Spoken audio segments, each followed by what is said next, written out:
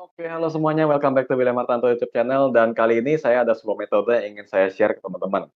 Dan contoh sahamnya juga udah siapin, satu aja udah cukup. Jadi saya pernah ditanya sama seorang pemula juga, jadi memang kali ini saya bikinnya video yang lebih ke tips-tips basic aja ya, karena saya percaya banyak orang yang sudah cukup belajar waktu tahun 2021 tentang bagaimana pengaruh influencer terhadap portofolio. So far yang saya lihat banyak yang kapok, jadi saya coba bikin video yang bertemakan atau bertopik yang basic-basic supaya kalaupun Anda mau ikutin info dari luar, Anda bisa cross check lagi dengan metode Anda sendiri. Sama kayak saya bilang lah, kalau saya bahas saham, saya kan selalu bilang gini, kalau Anda mau ikut beli, pastiin Anda analisa kembali, anggap aja yang saya kasih tadi, itu cuma data tambahan, Anda cek lagi sampai Anda sependapat juga bahwa itu saham bagus versinya Anda, baru Anda beli. Gitu kan. Saya aja selalu pesan kayak begitu. Jadi, saya memang maunya orang-orang kalau terima info dari saya, jangan telan mentah-mentah juga. Karena dari dulu waktu saya jadi analis juga kayak gitu kan, kita selalu ada disclaimer bahwa apa yang diberikan oleh si analis itu sudah sesuai dengan skill dia sepenuhnya, tapi bisa aja ada faktor di luar yang tidak terkendali gitu. Jadi yang akan saya bagikan, saham-saham yang saya bagikan di video saya atau yang ke depannya akan saya bagikan sebagai study case atau saat saya mau bikin video yang bersifat rekomendasi, selalu saya ingetin Anda harus cek kembali lagi. Tujuannya apa? Satu, Anda nggak merasa ngikutin sesuatu atau beli kucing dalam karung, yang mana Anda beli kagak ngerti, ketika gagal, walaupun kita mungkin sama-sama loss gitu, tapi rasa bencinya akan lebih kuat, karena Anda mengikuti informasi yang Anda nggak ngerti, kenapa Anda harus lakukan, cuma berdasarkan kayak diperintah doang terus jalan. Tapi kalau misalnya Anda ngerti, jauh lebih tenang, lebih luas hatinya, jadi kalau menang Anda bersyukur, kalau kalah pun, ya sakit tetap ada sakit hatinya, tapi nggak terlalu gimana ya, nggak terlalu menyalahkan kondisi lah gitu ibaratnya. Nah, jadi pertanyaan tersebut, menanyakan tentang kalau misalnya tren saham itu masih aman diikutin, better pakai time frame yang mana? Well, pertanyaannya agak unik karena menurut saya, untuk mengetahui masih aman atau enggak sebenarnya nggak ada jawabannya sih, karena kita pakai indikator pun nggak akan dapat. Indikator kan bisa false ya, tergantung dengan volatilitas, tergantung rumusnya juga lah, indikatornya itu Anda pakai yang mana. Jadi saya coba bagiin yang berdasarkan yang saya ngerti aja, mudah-mudahan berguna. Saya langsung share screen aja dengan contoh saham ini, Cepin, Charun Pokpen. Harusnya saya daily dulu, tapi nggak apa-apa.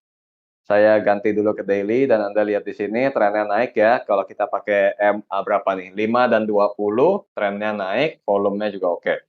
Video ini saya buat tanggal 28 Juni, di mana data terakhir adalah 27 Juni 2023. Ini hari Rabu ya, Rabu lagi cuti Idul Adha, libur bersama, cuti bersama Idul Adha ya. Jadi datanya memang cuma sampai hari Selasanya. Nah, kalau sampai sini kan kita bisa bilang pattern-nya bagus. Kita ngomong pattern dulu. Saya belum mau ngomong metode yang saya mau sharing, kita ngomong pattern dulu. Pattern-nya saya langsung tandain dengan rectangle aja deh, karena kalau gambar satu-satu itu menambah durasi yang nggak perlu. Saya gambar kayak gini aja, mungkin sebagian dari Anda akan setuju ini inverted head and shoulder ya, dan menuju konfirmasi tapi belum terkonfirmasi juga karena belum lewati resisten. But so far teman-teman, pattern nggak harus selalu konfirmasi, kalau Anda bisa manfaatin sekedar pembentukannya doang, bisa aja ada kesempatan buat ambil cuan, bener nggak? Misalnya di sini, 5 Juni ini lowest-nya 4.880, anggaplah Anda nggak dapat di 4.880, anggap aja Anda beli saham Cepinnya di 4.900 atau di harga 5.000, ini hari Selasa kemarin sudah jadi duit, gitu kan. Soal pattern-nya confirm atau enggak urusan belakangan, kalau confirm syukur, tinggal cari resisten berikutnya. Tapi kalau misalnya nggak confirm, ya at least Anda udah jualan di resisten yang nggak nyesel selamat gitu loh. Pattern ini sendiri saya masih pelajarin ya teman-teman, maksud saya bukannya saya nggak ngerti, yang saya masih mau cari tahu adalah gimana caranya kita harus beli di area tengah. Kebanyakan orang kan rekomennya tuh sekitaran right shoulder, karena dianggapnya ada potensi bentuknya right shoulder kalau konfirmasi bagus. Saya berharap bisa belinya di sini. Kalau saya ketemu caranya mungkin vlognya akan dibuat, tapi nggak tahu kapan. Nah, kembali lagi, ini pattern-nya sudah kita tahu ya, bahwa ini potensi ada penguatan tapi belum konfirmasi. Kita bicara saat di area ini aja deh, right shoulder-nya aja, sesuai yang saya kuasain saat ini aja deh. Nah, kalau misalnya mau tahu masih aman atau enggak, sebenarnya saya biasanya akan ubah trennya jadi 1 jam, ya 1 hour. Kenapa? Karena saya mau pastiin volumenya masih jalan. Kalau udah kayak begini, saya boleh aja buang buang itu indikator EMA-nya. Nggak usah diperlihatkan atau saya close juga nggak masalah sih. Close aja deh ya, biar lebih greget.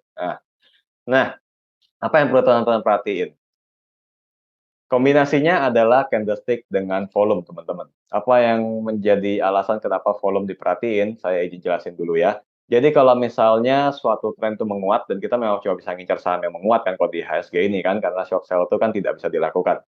Ada sih daftar saham di short sell, tapi saya nggak tahu siapa aja yang bisa short sell. Dan saya sendiri aja nggak bisa aja, saya anggap nggak bisa. Nah, jadi kalau gitu kita kan cuma bisa cari saham yang lagi naik. Kalau memang penguatan yang solid, biasanya dalam waktu pe pembuatan harga baru, higher high, itu akan disertai volume yang lebih tinggi.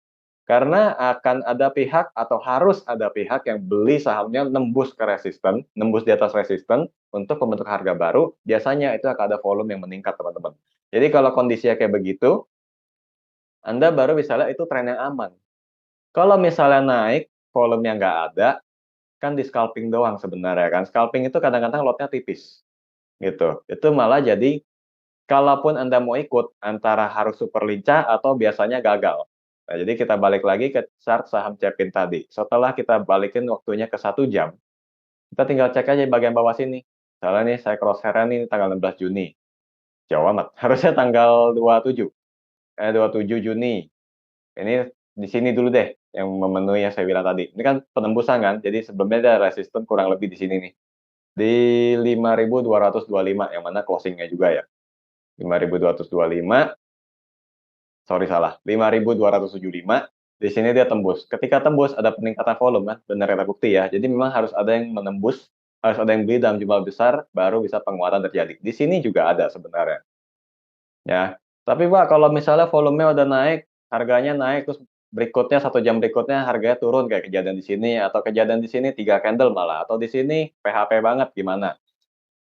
Yang paling penting gini teman-teman, kalau misalnya harganya turun, volumenya ikut naik, itu berarti yang beli di candle sebelumnya kemungkinan juga keluar.